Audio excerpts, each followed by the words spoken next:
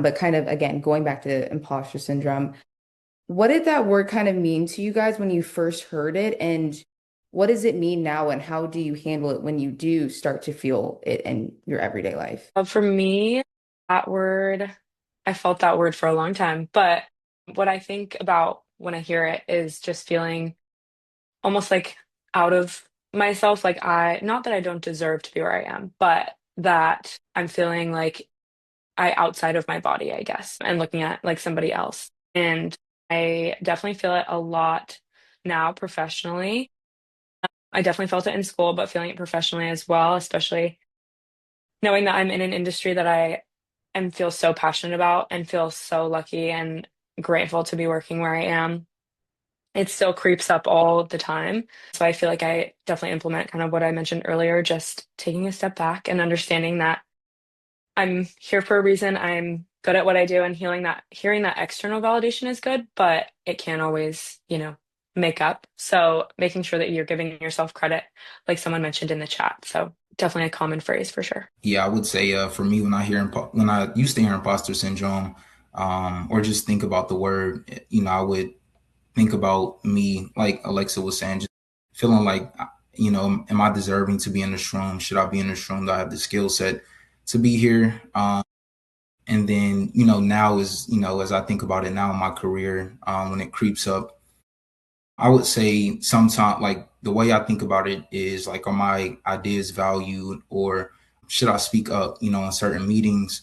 But it's like, people want to hear your perspective. People want to hear your voice, your ideas, because they do matter. And just going back to what I said, earlier, you are in these rooms for a reason.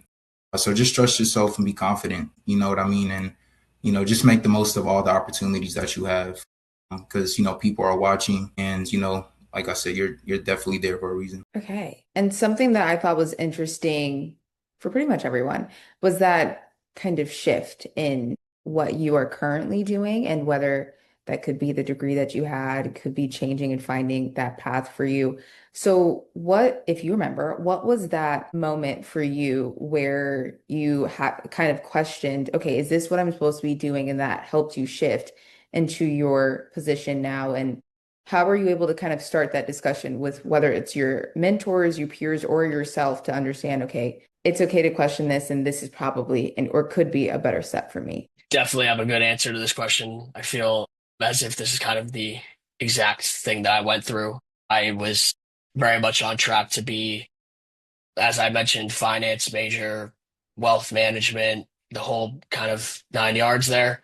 I guess the switch that you're asking about, Simone, really happened in my internships. I would be in the internships doing projects, doing random things, random assignments, and none of it felt like it was going to have a real impact. And that took a big toll on me because I thought, even at 23, coming out of college, I could, have an impact on a business from the very beginning. My senior year, that's when I switched into, or did a co-major into entrepreneurship.